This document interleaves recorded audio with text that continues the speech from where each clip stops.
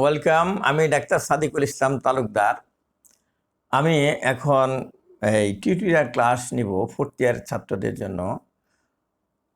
Histopathological technique, এটা tutorial class, virtual class. Record হচ্ছে আমার বাসার স্টুডিওতে। ভার্চুয়াল ক্লাস হলেও আমি ক্লাসটা নিব এই মনে করে যে আমার সামনে তোমরা আছো। আমার সামনে দেখতে পাচ্ছি আছে সালমান মাহি, রুহুল কাউসার। কি খবর? বসো। আছে, কি নাম তোমার? সোহেল। আচ্ছা, তোমার নাম সোহেল। আচ্ছা, বসো, মনোযোগ দিয়ে শোনো। আর আছে রিমান, আর আছে খালিদও আছে, দেখা যাচ্ছে। আচ্ছা, বসো। তারপর এখন আজকে যে ক্লাসটা হবে, এই টিস্যু পাঠানো হয়েছে হিস্টোপ্যাথোলজিক্যাল এক্সামিনেশন করার জন্য প্যাথোলজি ল্যাবরেটরিতে। প্যাথোলজি ল্যাবরেটরি এটা কি প্রসিডিউর করবে হিস্টোপ্যাথোলজিক্যাল এক্সামিনেশন করার জন্য? আমরা লাউয়ের তরকারি খাই। লাউ কিন্তু গাছ থেকে ছিঁড়ে এনেই মুখে দেওয়া হয় না। লাউ রান্না করার আগে লাউটাকে কাটা হয়, মশলা মাখা হয়, তারপরে চুলায় জাল দেওয়া হয়, এটাকে বলে রান্না করা হয়, তারপরে খাওয়া হয়। এরকম একটা টিস্যু, পাবলিক বলে টিস্যুকে মাংস পরীক্ষা করতে নিয়ে আসছে, এই কথা বলে।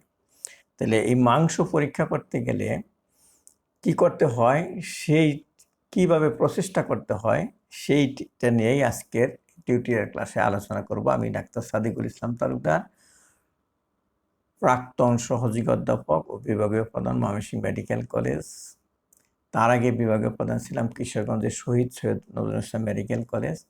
তার আগে আমি ছিলাম সহকারী অধ্যাপক দিনাজপুর মেডিকেল কলেজ।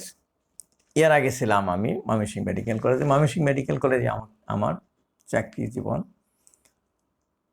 15 বছর। টোটাল আমার 28 বছর আমি শিক্ষকতা করেছি প্যাথোলজিতে। তার ধারাবাহিকতা হিসেবে আমি এই রিটায়ার্ড হওয়ার পরেও আমি অনলাইনে ক্লাস রেকর্ড করে আমি ইউটিউবে ছাড়ছি আমাদের নতুন প্রিয় ছাত্রদের জন্য। আর যারা পোস্ট গ্রাজুয়েট করতে চাও তাদের অ্যাডমিশন টেস্টেও সহযোগিতা হবে আমার এই ক্লাস করলে। তাদেরও আমি ইনভাইট করছি আমার ক্লাস করার জন্য। তো আমি আবার শুরু করছি। কি করতে হবে আমাদের ল্যাবরেটরিতে? টিস্যু এসেছে এরকম কন্টেনারে, লেবেল সহ, রিকুইজিশন পেপার সহ টিস্যু এসেছে। তাহলে আমাদেরকে কি করতে হবে? এখন এরকম বয়মে করে নিয়ে আসা হয়েছে। আমাদের করতে হবে, আমাদের প্রস্তুতি থাকতে হবে আমাদের ল্যাবরেটরিতে, যেখানে হিস্টোপ্যাথোলজি ডিসেকশন রুম বলা হচ্ছে। 1 নম্বর হলো a cutting board design in such a fashion that all the fluid will flow directly into the sink. এটা আমার মেডিকেল কলেজের রুম না, এটা আমার বাসা। আমি তোমাদেরকে কিছু বোঝানোর জন্য আর কি কিছু স্যাম্পল নিয়ে এসেছি। এই যে দেখো, রান্নাঘরে যে চপিং বোর্ডটা থাকে তোমরা দেখছো, এই যে মাংস কাটার জন্য চপিং, মাংস রেখে কাটার জন্য বা সবজি রেখে কাটার জন্য এই চপিং বোর্ডটা, এই রান্না করার চপিং বোর্ডটাই তোমার এই হিস্টোপ্যাথোলজি ল্যাবরেটরিতে লাগবে, কারণ ওখানেও মাংস কাটা হয়। মাংস কাটা হয় মানে কি মাংস কাটা হয়? হ্যাঁ, এটা হিস্টোপ্যাথোলজিক্যাল যে টিস্যুটা, এটাকে পাবলিক যেটাকে মাংস বলা হয়। তাহলে আমি দেখাইলাম এরকম একটা চপিং বোর্ড থাকবে, পানি ঢেলে দিলেই পরিষ্কার হয়ে যাবে, এবং এটা সিঙ্কের কাছে থাকবে। রান্নাঘরে যেরকম সিঙ্ক থাকে ওই রকম সিঙ্ক হিস্টোপ্যাথোলজি ল্যাবরেটরিতেও থাকবে। আর সেলফ ফর স্পেসিমেন কন্টেনার। তো এই যে স্পেসিমেন কন্টেনার, এগুলো আমরা সেলফে গুছিয়ে রাখবো। ওখান থেকে রিসিভ করা হয়েছে, একটা একটা করে নাম্বার দেওয়া হয়েছে। স্পেসিমেন নাম্বার হিস্টোপ্যাথোলজি থেকে দেওয়া হয়েছে একটা ইউনিক নাম্বার, ওটাকে আইডি নাম্বার বলে। সেই আইডি নাম্বার দিয়ে আমরা গুছিয়ে রাখবো, এবং রিকুইজিশন ফর্মগুলো গুছিয়ে রাখবো সেইভাবে একটা একটা করে। Ready access to sink with hot and cold water, যে সিঙ্কে হট ওয়াটার এবং কোল্ড ওয়াটার সাপ্লাই আছে সেটা থাকতে হবে। আর box of ready access to formalin, হাতের কাছে ফরমালিনের জার থাকতে হবে, এরকম 2.5 লিটারের ফরমালিনের জার আছে। ফরমালিন আমরা 10% বানিয়ে রাখি, গত ক্লাসে বলেছি যে 1 ভাগ ফরমালিন 9 ভাগ পানি মিক্সার করলেই এই টাইপের পানি দিলেই ফরমালিন হয়ে যায়, সেটা হলো ফরমালিন। আবার ফর্মাল স্যালাইন হলো স্যালাইন দিয়ে বানাইলে পানির পরিবর্তে, ফর্মাল স্যালাইন। তো আমরা ইউজুয়ালি আমরা এই ফরমালিনই রাখি, 10% ফরমালিন। আচ্ছা, box of instrument including heavy and small scissor থাকবে। এই একটা বক্সে থাকবে, দেখাচ্ছি, এইরকম নাইফ থাকবে। একটা নাইফ দেখছি, সে বড় নাইফও রাখতে হয়, বড় টিস্যু থাকতে পারে। আবার যে হ্যাক্সও আছে যেটাতে বোন কাটা হবে, হ্যাক্সো, আমরা যে হ্যাক্সো ব্যবহার করি কাঠ বা লোহা কাটতে, সেই হ্যাক্সোই লাগে যখন বোন আসবে। সেটা আমি এখন দেখাইতে পারলাম না, কিন্তু আমি এই চপিং মাংসটা কাটার জন্য, টিস্যু কাটার জন্য আমাদের রান্নাঘরে যেটা ছুরি ব্যবহার করা হয় এটাই, এবং এর চেয়ে ধারালো ছুরি আছে সেগুলা। আর এই ছোটো ছোটো টিস্যু কাটা হয় কেচি দিয়ে, যেরকম ছোটো ছোটো কেচি। তাহলে এইগুলি রাখার জন্য একটা বক্স থাকবে, সেটি বলা হয়েছে। তারপরে এই different sizes smooth and tooth forcep থাকবে। আর মেলেবল প্রোপ থাকবে, ওই সাইকেলের যে স্প্রোক থাকে ওইরকম, সেটা প্লাস হয়, আঁকা বাঁকা করা যায়। ওই স্প্রোকও রাখি আমরা, তারপরে ওই নরমটাও রাখি, যেটা ধরুন প্লাস্টিকের হইতে পারে, ইজিলি কোনো একটা ছিদ্র দিয়ে ঢুকানো যায়, এরকম প্রোপ। এখন আমি দেখাইতে পারলাম না। আর স্কালপেল হ্যান্ডেল, ডিসপোজেবল ব্লেড, তারপরে লং নাইফ দেখাইলাম, অ্যান্ড পিনও লাগে, ওই যে আলপিন, for attaching specimen to cork board. Cork বোর্ডের মধ্যে স্পেসিমেন ছড়াইয়া এই যেমন তারপরে দেখা হয়, লাগাইয়ে দেখা হয়, এরকম। তারপরে থাকতে হবে লেবেল, ওই যে আঠালো, একদিকে আঠালো থাকে লেবেল, আমি দেখাতে পারছি না, সেই লেবেল থাকতে হবে। এই লেবেলগুলা লাগে নাম্বার দিয়া বা নাম লিখে লাগিয়ে রাখা হয়, লেবেল। আর আমরা টিস্যু প্রসেস করার সময় কিছু লেবেল বানিয়ে নিই, সেটা হলো এরকম কাগজ কেটে এরকম এইভাবে কেটে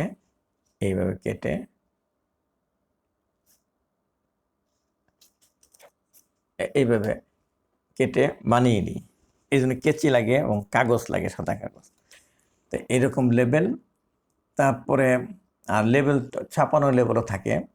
এই লার্জ ফরমালিন কন্টেনার, এত বড় একটা কন্টেনার থাকবে, ফরমালিন লাগলেই দিব ওখানে। আর container with other fixative with instruction on how to mix them at the time of use. অন্যান্য যদি ফরমালিন এই ফিক্সেটিভ থাকে সেগুলাও লেবেল করা থাকবে, সেটা কীভাবে মিশাইতে হবে সেটাও লেখা থাকবে। অ্যান্ড হার্ড মানে যেটা আমরা বলি হ্যাকশো। তারপরে থাকবে ব্যালান্স, টিস্যু অনেক সময় ওজন দিতে হয়, বিশেষ করে অটোপসি টিস্যু ওজন দিতে হয়, একটা ব্যালান্স থাকতে হয়। এগুলি আমার ল্যাবরেটরিতে থাকতে হয়। আর এরপরে করতে হবে কি, গ্রস এক্সামিনেশন, সারা দিন সকাল থেকে নিয়ে রাত্রি পর্যন্ত যত টিস্যু আসলো সেই টিস্যুগুলো ওভারনাইট থাকবে, ফরমালিনতে থাকবে, এরকম সেলফের মধ্যে থাকবে। পরের দিন এসে এটাকে হিস্টোপ্যাথোলজিস্ট এবং তার টিম, টেকনোলজিস্ট সহ তারা আসবেন, এসে গ্রস এক্সামিনেশন করবে, খালি চোখে এক্সামিনেশন করবেন। সেই অংশটা এখন বলতেছি। কি করা হবে, general principle of gross examination, proper identification and orientation of the specimen. যে টিস্যুটা দিল, যেমন ইউটেরাস, এটা কি ইউটেরাস? ঠিক আছে, হ্যাঁ। এবং ইউটেরাসটা কিভাবে থাকে, অ্যানাটমিক্যাল পজিশন, সেই পজিশনে আমি রাখবো, আইডেন্টিফাই করব এবং সেই পজিশন রাখবো। Unlabelled specimen should never be process. যদি কোনো গায়ে, এইরকম বোতলের গায়ে কোনো লেবেল ছাড়া কোনো কেউ নিয়ে আসে, এটা আমি নিব না, এটা প্রসেসই করব না। লেবেল ছাড়া আনুমানিকভাবে অমুকের পেশেন্ট হইতে পারে, এটা নিবই না। এটা a properly completed histopathology requisition form containing patient's name, age, sex, relevant clinical data, surgical finding, nature of operation and name of tissue submitted, এটা আমি চেক করব এটা দিচ্ছি কিনা। যদি না দিয়ে থাকে তাহলে আমি ব্যাক করব ফিল আপ করার জন্য, অথবা টেলিফোনে জেনে নেব। নাম্বার 4 হলো careful search and examination of all the tissue submitted in order. যতগুলা কন্টেন্টের যত টুকরা আছে সবগুলো বের করব, একটা একটা করে সাজাবো। Surgeon should be instructed to submit all the material that they have removed. সার্জনের সাথে আমার আগের থেকে যোগাযোগ থাকতে হবে যে ভাই, আপনি কিন্তু যতগুলা টিস্যু রিমুভ করবেন সব আমার কাছে দেবেন, কোনোটা রেখে দিবেন না, এরকম। Not the selected portion from it, আপনি সিলেকশন করে দিলেন যে এইটাতেই পাওয়া যাবে, তা না। এটা আমি নির্ধারণ করব, আমরা প্যাথোলজিস্টটা নির্ধারণ করব কোথা থেকে আমাকে সিলেক্ট করতে হবে। Place the specimen on cutting board, একটু আগে দেখলাম cutting board, in an anatomic position and record the following information. Cutting বোর্ডে রাখবো আর এগুলি আমি নোট করব। টাইপস অফ স্পেসিমেন, স্পেসিমেনের টাইপটা কি, ইনসিশনাল, এক্সিশনাল বা এইরকম। তারপরে স্ট্রাকচার ইনক্লুডেড, কি কি স্ট্রাকচার আছে, ইউটেরাস যদি থাকে, বডি, সার্ভিক্স, অ্যাডনেক্সা, এগুলো নোট করবো আর কি। লিম্ফ নোড আছে কিনা, স্ট্রাকচার ইনক্লুডেড। ডাইমেনশন, এটা আমরা 3 দিকে ডাইমেনশন নেই, লম্বালম্বি, লেংথ নেই, ওয়াইড নেই এবং ডেপথনেস। এরকম লেখার সময় লিখি এত ইন্টু এত ইন্টু এত, যেমন 6 একটা এক্স চিহ্ন দিয়ে আর কি, ইন্টু আর কি, 6x3x2, মানে এরকম ডাইমেনশনটা লিখি। তারপরে লাস্টে লিখি সিএম বা সেন্টিমিটার, আর যদি বেশি ছোটো থাকে তাহলে মিলিমিটার।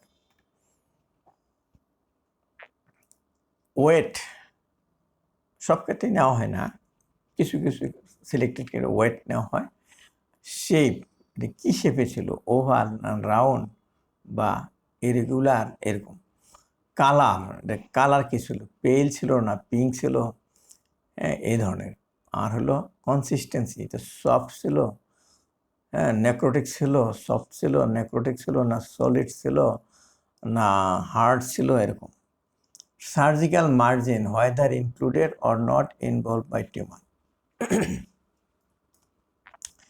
আমরা যে টিউমার লক্ষ্য করতেছি সেটা কি সার্জিক্যাল মার্জিনে চলে গেল কিনা, এই জন্য সার্জিক্যাল মার্জিনটাও দেখতে হবে। আর কনফার্ম হওয়ার জন্য সার্জিক্যাল মার্জিন থেকেও স্যাম্পল নিতে হবে যে এখানে নাই, যে রিমুভ করা হয়েছে সেখানে ম্যালিগনেন্সি নাই, এটা এনশিওর করার জন্য। মেজারমেন্ট আর usually given in centimetre unless the specimen is very small, in which millimeter can be used. ছোট থাকলে মিলিমিটার, বড় থাকলে centimetre. Endometrial and prostate tissue should be measured by aggregates species in volume. যখন endometrium দেওয়া হবে অনেকগুলো species থাকবে, তারপরে প্রোস্টেটের চিপসগুলো থাকে, এগুলো ডাইমেনশন সেন্টিমিটার না, এগুলো হবে ভলিউমে, এটা থাকবে সিসি, কিউবিক সেন্টিমিটার। তো অনেকে এমএল বলতে চায়, এমএল হলো ফ্লুইড থাকলে পারে, আমাদের তো কেউ ফ্লুইড দিচ্ছে না, টিস্যু তো ফ্লুইড থাকে না, টিস্যু তো সলিড, কাজে এটা গুঁড়া গুঁড়া হয়ে গেছে, কিন্তু এটা ভলিউমটা মাপবো আমরা সিসিতে, এমএল না। এমএল হবে যদি ফ্লুইড হইতো সেটা, এটা তো ফ্লুইড না। তারপর endoscopic biopsy should be numbered. Endoscopic biopsy ছোটো ছোটো টুকরা টুকরা থাকে, 3টা 4টা 5টা লিখে রাখলে হবে। Endoscopic biopsy 3 in number, 4 biopsy sample, 5 biopsy, এইগুলো লিখলেই হবে। আমরা জানি যে ছোটো ছোটোই থাকে এগুলি। স্যাম্পলিং ফর হিস্টোপ্যাথোলজিক্যাল এক্সামিনেশন, এখন স্যাম্পল নিতে হবে। যে মেয়েরা অনেক সময় ভাত রান্না করার সময় একটা ভাত মুখে দিয়ে দেখে যে সিদ্ধ হয়েছে কিনা। একটা ভাত যদি সিদ্ধ হয়ে থাকে তাহলে সমস্ত ভাত সিদ্ধ হয়েছে বলে সে মনে করে, অথবা টিপ দিয়ে গালিয়ে দেখে। তারা এটা কিন্তু স্যাম্পলিং করা হয়। কৃষক একটা ধানের শীষ নিয়ে দেখলো পাকছে কিনা, পেকে দেখালো মালিককে পাকছে, সব এগুলো কাটো পেকে গেছে। এই ধরনের টিস্যুর সব টিস্যু আমাকে পরীক্ষা করতে হবে না, একটা কি 2টা কি 3টা কি 4টা কি 10টা অংশ পরীক্ষা করব, ছোট ছোট অংশ আমি পছন্দ করে নিয়ে করব। Tissue submitted for histopathology must not be more than 3 millimeter thick. আমি যে চাকু দিয়ে কাটবো, চপিং করব, এরকমভাবে টিস্যু যে নিব আমি, এইটা যেন থিকনেসটা যেন 3 মিলিমিটারের বেশি না হয়, and not larger than the diameter of slides used. যে স্লাইডে নিব তার তো একটা ডায়ামিটার আছে, তার থেকে বড় হলে তো বসবেই না, কাজে ওটা চিন্তা রাখতে হবে।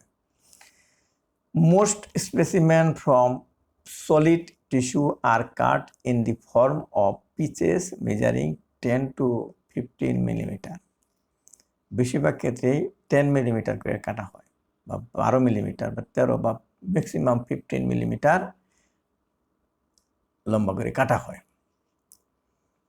কিন্তু থিকনেসটা থাকবে 2 to 3 মিলিমিটার। এই যে এরকম টিস্যু, এটা কিন্তু লম্বা, এদিকে লম্বা, তাহলে 10 মিলিমিটার 10 মিলিমিটার কাটলাম, কিন্তু এই থিকনেসটা, কাগজটা তো খুব পাতলা, এই থিকনেসটা যেন 2 to 3 মিলিমিটার হয়, তার চেয়ে বেশি না। কেন হয় সেটা আমি বলে দিই। Adipose tissue must be cut even thinner, যেখানে ফ্যাট আছে সেটাকে আরও পাতলা করে কাটা যেতে পারে। Discrete areas of calcification or ossification should be taken out and should be decalcified in nitric acid. যদি বোন থাকে বা ক্যালসিফিকেশন থাকে তাহলে সেটা কিন্তু চাকু ভেঙে ফেলবে, ধারালো চাকু ভেঙে ফেলবে, কাজে ওটাকে গালিয়ে ফেলতে হবে। গালিয়ে ফেলতে হবে কি দেয়া? নাইট্রিক অ্যাসিডে ডুবাই রাখলে এটা, নাইট্রিক অ্যাসিড খুব সাবধানে ইউজ করতে হয়, করসিভ, পুড়ে যায় কিন্তু চামড়া, তো এই নাইট্রিক অ্যাসিডে ডুবাই রাখতে হয়। তারপর এটাকে বলা হয় ডিক্যালসিফিকেশন করার জন্য ওই নাইট্রিক অ্যাসিডে রাখতে হয়। Small fragments of tissue must be wrapped in thin paper. ছোট ছোট টিস্যু যেগুলো এন্ডোস্কোপিক বায়োপসি, সেগুলো হারিয়ে যেতে পারে, এই টিস্যু পেপারের মাঝখানে দিয়ে 2 দিকে 2টা স্টেপলার মেরে দিলে এটা হারাবে না, এরকম wrapping by paper. If the fragments are very small, it should be stained by hematoxylin to facilitate their identification by the histopathologist. যদি একদম ছোট থাকে ওটা হেমাটোক্সিলিন দিয়ে স্টেইন করে রাখা যেতে পারে, বোঝা যায় যে কোনটা tissue. All tissue should be submitted in a diagnostic endometrial curettage. Diagnostic endometrial curettage করা হয়, সম্পূর্ণই সাবমিট করতে হয়। However, if the procedure was done for incomplete abortion and gross examination shows obvious product of conception, one representative section is more than adequate. যদি দেখা যায় যে grossly দেখা যাচ্ছে বিলাস আছে বা ফিটাল পার্ট আছে, তাহলে সমস্ত পরীক্ষা করার দরকার নেই, একটা স্যাম্পল নিলেই হলো। Determination of surgical margin is helpful by painting them with India ink or similar pigment before sectioning. Section করার আগে যে মার্জিনগুলো বোঝার জন্য মার্জিনে ইঙ্ক লাগানো হয়, কলমের কালি। আমরা আগে যে ফাউন্টেন পেনে লিখছি, এটা আসলে ইন্ডিয়া ইঙ্ক, এটা ইন্ডিয়ান ইঙ্ক, এর জন্য ল্যাবরেটরিতে পাওয়া যায় ইন্ডিয়ান ইঙ্ক, ইন্ডিয়া ইঙ্ক বলা হয়। এটা লাগিয়ে রাখলে মার্জিন যেখানে যেন এই কালো থাকবে, এটা মার্জিন। হিস্টোলজিক্যাল টেকনিক, এখন আসতেছে হিস্টোলজিক্যাল টেকনিকটা। এতক্ষণ যা বললাম আমরা টেকনিক না, যা সতর্ক হওয়ার জন্য আমরা প্রসিডিউরটা জেনে নিলাম আর কি। করার আগে কী করতে হবে, প্রসিডিউর করার আগে, টেকনিক করার আগে। Histological technique deals with the preparation of tissue for microscopic examination. এটা কী জিনিস, যে মাইক্রোস্কোপি আমি করবো এই টিস্যুতে, এত বড় একটা টিস্যু অত দেখবো মাইক্রোস্কোপ দিয়ে, তাহলে মাইক্রোস্কোপি করার জন্য আমার যে প্রসেসটা করতে হয় সেইটাই হলো আমার histological technique. The aim of good histological technique to preserve microscopic anatomy of tissue and make them hard so that very thin section can be made. উদ্দেশ্য হলো টিস্যুটা নরম থাকে, নরম টিস্যু কিন্তু পাতলা করে কাটা যাবে না, খুব পাতলা করে 1 সেল থিকনেসে কাটা যাবে না। এই জন্য এই টিস্যু প্রসেসিং করার সময় আমাকে টিস্যুটাকে হার্ড করতে হবে, যেমন সহজে কাটা যায়, নাইফ দিয়ে কাটা যায়। এইটা করার জন্য কতটুকু পাতলা, 4 to 5 4 or 5 or 3 micrometre, micron, 1000 micron হয় 1 মিলিমিটার, 1000 মিলিমিটার হয় 1 সেন্টিমিটার। তাহলে তো বুঝছেন কত পাতলা এটা। তারই 4 to 5 মাইক্রন, আর বেশি ডায়ামিটার থাকে 7.5 মাইক্রন, তার চেয়েও হাফ 4 to 5 মাইক্রন থিকনেসে কাটতে হবে। টিস্যু সহজে কাটা যাবে না, কী করতে হবে সেটা হলো tissue processing. After straining this section should be represent the anatomy of the tissue as close to as possible to their structure in life. লাইফে থাকতে, শরীরে থাকতে যেভাবে ছিল টিস্যুটা, সেলটা, স্ট্রাকচারটা, নিউক্লিয়াস, সাইটোপ্লাজম, অর্গানেলি, সেইভাবেই যেন থাকতে পারে সেই ব্যবস্থা করা হলো tissue processing. This is achieved by passing the total as selected parts of the tissue through a series of process. অনেকগুলো প্রসেস আছে এটা করার জন্য। তো সেই প্রসেসগুলো কি, স্টেপস অফ টিস্যু প্রসেসিং। তাহলে প্রথম স্টেপ ফিক্সেশন, দ্বিতীয় step dehydration, third step cleaning, fourth step embedding, fifth step cutting, six step straining. বলে নিলাম আগে, ওই বললাম অনেকগুলো প্রসেস, টিস্যু প্রসেসিংয়ে অনেকগুলো স্টেপ আছে। Fixation, dehydration, cleaning, embedding, cutting, straining বলে নিলাম আগে। আবার বলি, fixation, dehydration, cleaning, embedding, cutting, straining. এখন আস্তে আস্তে এর ব্যাখ্যা দিই। Fixation. This is the process by which the constituent of cells and tissue are fixed in a physical and partly also in a chemical state so that they will withstand subsequent treatment with various reagents with minimum loss of architecture. This is achieved by exposing the tissue to chemical compound called fixative. যে আমরা অনেকেই ছোটকালে আমরা গল্প শুনেছি, রাজকন্যাকে দস্যু নিয়ে গেছিল এক দেশ থেকে আরেক দেশে। 18 বছরের রাজকন্যা 10 বছর যাবৎ তাকে রেখে দিছে ফিক্স কইরা। কেমন ফিক্স কইরা? একটা কাঠি, হ্যাঁ, জীবন কাঠি বলে, জীবন কাঠি দিয়া টাচ করছিল এইদিকে, তাতে ওই এই রাজকন্যা ফিক্স হয়ে গেছে। রাজকন্যা লড়াচড়া করে না, রাজকন্যা শক্ত হইয়া যা ছিল তাই আছে। তাহলে 18 বছরের রাজকন্যা 10 বছর যদি ওইভাবে থাকে, তাহলে 28 বছরে ওই 18 বছরের মতোই রাজকন্যা থাকার কথা যদি ফিক্স হয়ে থাকে। আর তা নয় হয়ে থাকলে তাহলে কিন্তু 18 বছরের রাজকন্যা 28 বছরের রাজকন্যা একরকম থাকবে না।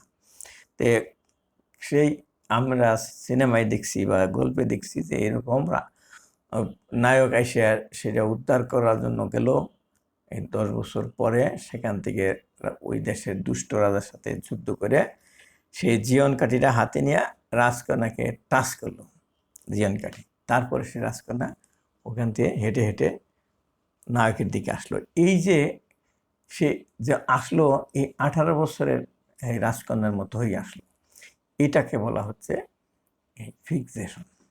এতদিন সে ফিক্স হয়েছিল। তাহলে এই যে মমি যে আছে মিশরের পিরামিডের ভিতরে মমি আছে, সেটাও কিন্তু এক ধরনের ফিক্স হয়ে আছে। সেটা অনেক, ওরা ওই প্রসেস জানতো কীভাবে ফিক্স করে রাখা হয়।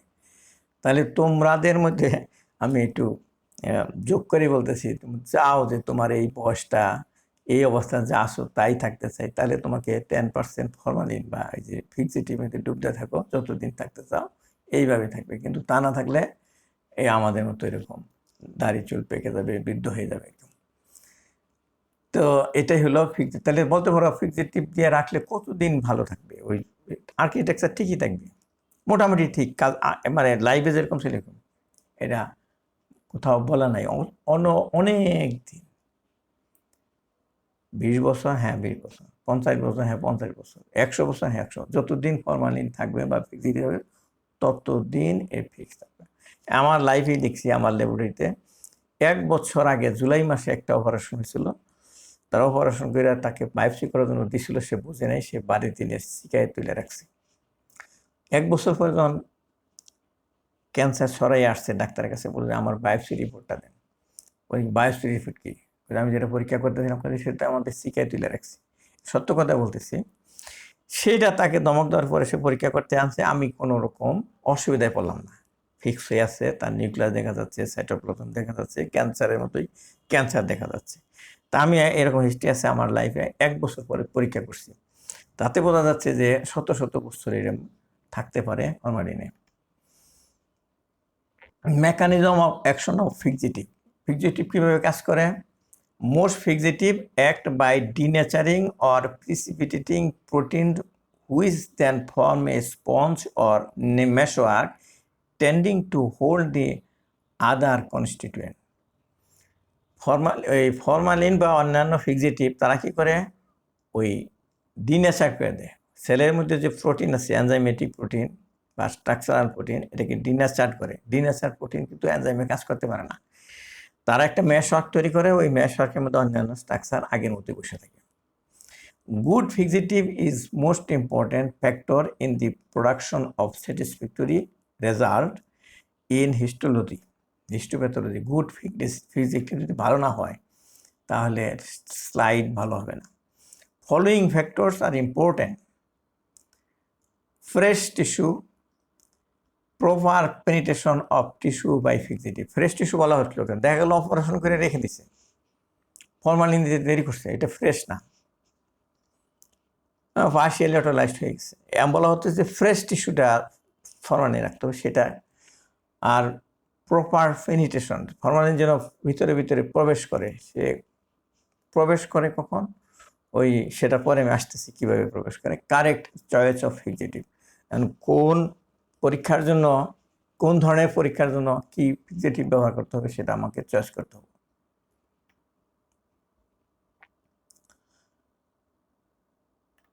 No fixative will penetrate a pitch of tissue thicker than 1 centimeter. খুব ভালোভাবে মনে রাখবা, 1 সেন্টিমিটারের থিকনেসে সেই বেশি করে কাটা হয় স্যাম্পল, তাহলে এটা পেনিট্রেট করবে না। কাজে 1 সেন্টিমিটার কম কাটতে হবে, বলিয়ে দিছি। ওই 0.5 সেন্টিমিটার বা 5 মিলিমিটার, 4 মিলিমিটার, এইরকম পাতলা করে। For dealing with specimen thicker than this, following methods are recommended. যদি সলিড অর্গান যদি হয় তাহলে কি করতে হবে? Cut slices as necessary as but not thicker than 5। একটা সলিড টিউমার আছে, তো তাকে রাখতে হবে, ফরমালিন রেখে দিতে হবে, তাকে ওই স্লাইস করে রাখতে হবে।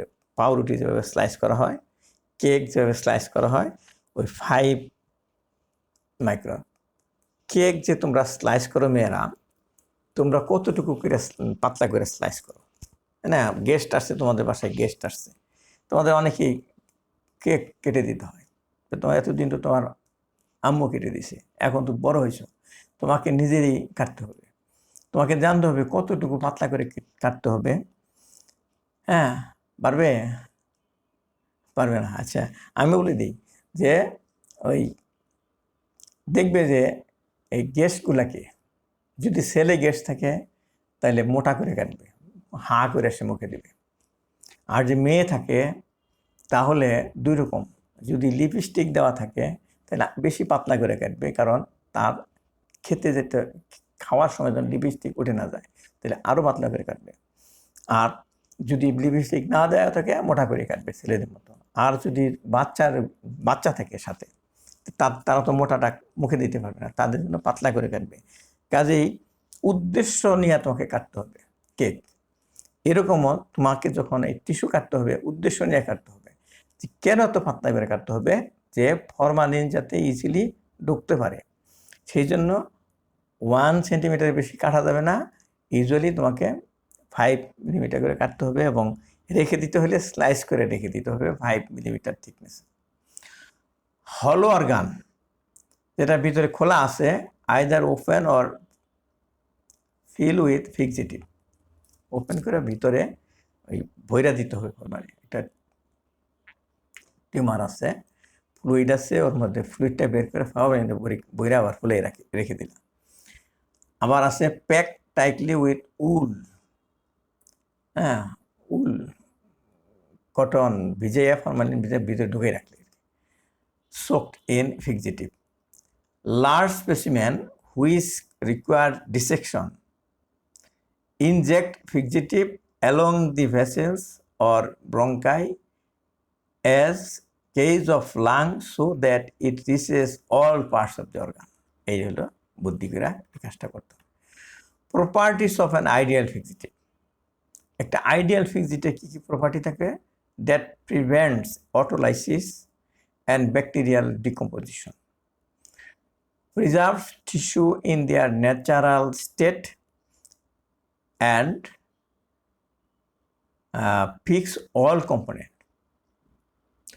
Number 3, make the cellular component insoluble to reagent used in tissue processing. Preserve tissue volume, avoid excessive hardness of the tissue, allows enhanced staining of tissue, should be non-toxic and non-allergic for user, should not be very expensive. এটা important, কিন্তু expensive হওয়া যাবে না। একজনে বললো আমার কাছে খুব ভালো ফিক্সিটিভ আছে, কিন্তু দাম হয়ে গেল অনেক, তাতে রুগীর অনেক খরচ বাড়বে। আমাদের ফরমালিন খুবই সস্তা, কিন্তু বাংলাদেশে ইদানিং একটু বেশি হয়ে গেছে কড়াকড়ি করাতে। ফরমালিন আমরা ইউজ করি। Temperature, the fixation can be carried out at room temperature. This should not be frozen once it has been placed in the fixative solution. ফিক্সিটিভ সলিউশনে ডুবানোর পরে এটা কিন্তু ফ্রিজে রাখা যাবে না, অনেকে ভুল করে ফ্রিজে রাখে। ফ্রোজেন করা যাবে না, তাহলেও কি হয়? For a peculiar ice crystal distortion will result. এইরকম ফরমালিন দেওয়া টিস্যু যদি ফ্রিজে রাখে, বলে অনেকে রোগীর কাছে দেওয়া হয়েছে, নিয়ে বাসায় নিয়ে ফ্রিজে রেখেছে, ডিপ ফ্রিজে রেখেছে, তাহলে হবে ক্রিস্টাল তৈরি হবে, এটা দেখতে সমস্যা হবে।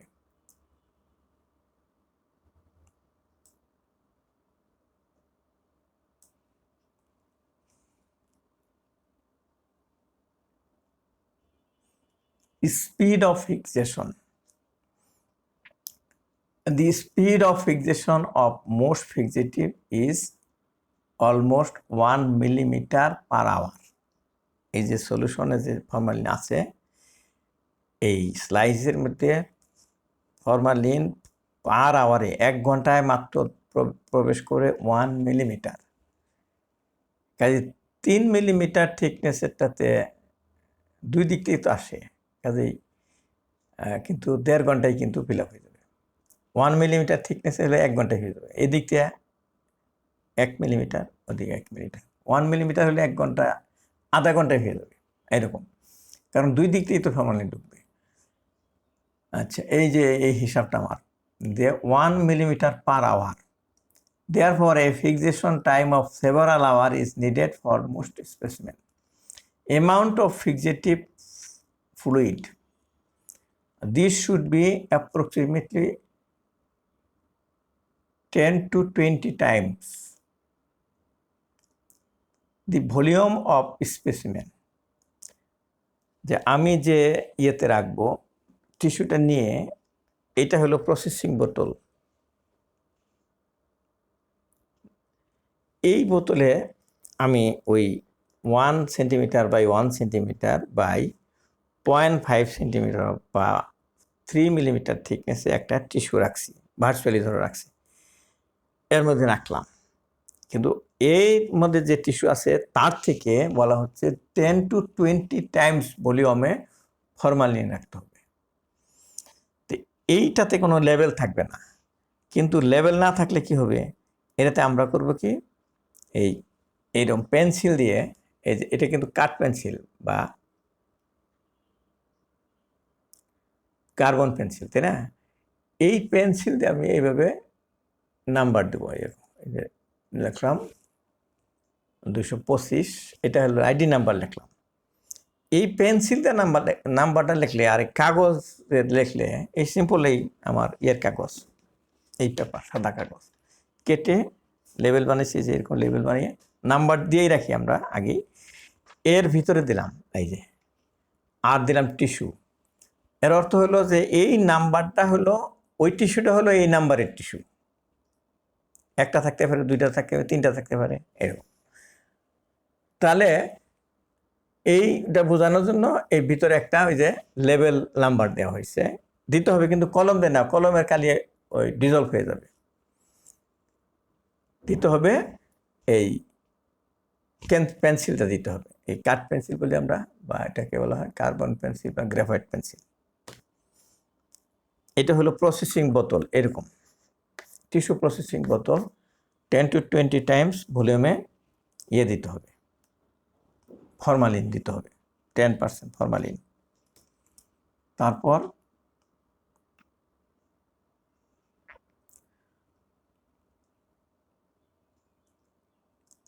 fixative should surround the specimen on all side, সব দিক দিয়ে যেন সে সারাউন্ড করে থাকতে পারে।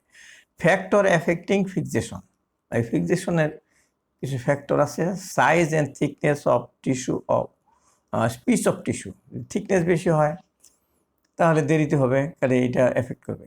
টিস্যু 2 নম্বর হলো tissue covered by large amount of mucus fix slowly, যদি মিউকাস থাকে স্লোলি ফিক্স হবে। The same applies to tissue covered by blood or organ containing very large amount of blood. তারপরে fatty and lipomatous tissue fix slowly.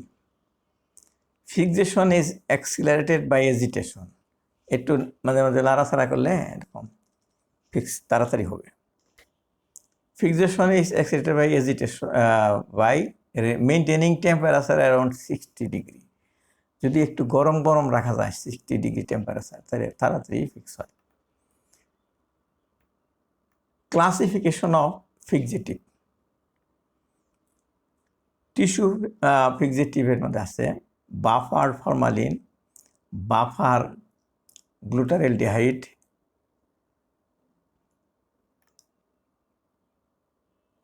আচ্ছা, আমরা দেখা যাচ্ছে আমাদের এই ক্লাসটা অলরেডি প্রায় 40 মিনিট হয়ে গেছে। 40 মিনিটের বেশি একটা ভিডিও তৈরি না করাই ভালো। আমরা চাই যে আমরা আরেকটা ভিডিও তৈরি করি থার্ড পর্ব দিয়ে আমাদের টিস্যু প্রসেসিং এর ওই বায়োপসি অ্যান্ড টিস্যু প্রসেসিংয়ের 3টা পর্ব হবে। তাতে প্রথম একটা হয়ে গেছে, সেখানে ল্যাবরেটরিতে আসার আগে যা করা হয়েছে। তার সেকেন্ড পর্ব আমরা এই ল্যাবরেটরিতে আসার পরে কীভাবে রিসিভ করলাম। এখন টিস্যু প্রসেসিং চলছে, আমরা শেষটুকু আমরা আরেক পর্বে শেষ করব। আজকে এ পর্যন্ত রাখি। তোমরা যারা এখনও ক্লাসে জয়েন করে তাদেরকে নিয়ে আসবে এই ক্লাসে। আমার বিশেষ করে 4th ইয়ারের ক্লাস টিস্যু প্রসেসিং, ফিক্সেটিং, স্টেইনিং এইগুলি আমি আলোচনা করি। এটা হলো টিউটোরিয়াল ক্লাস। ধন্যবাদ। এই পর্যন্তই থাক আজকে।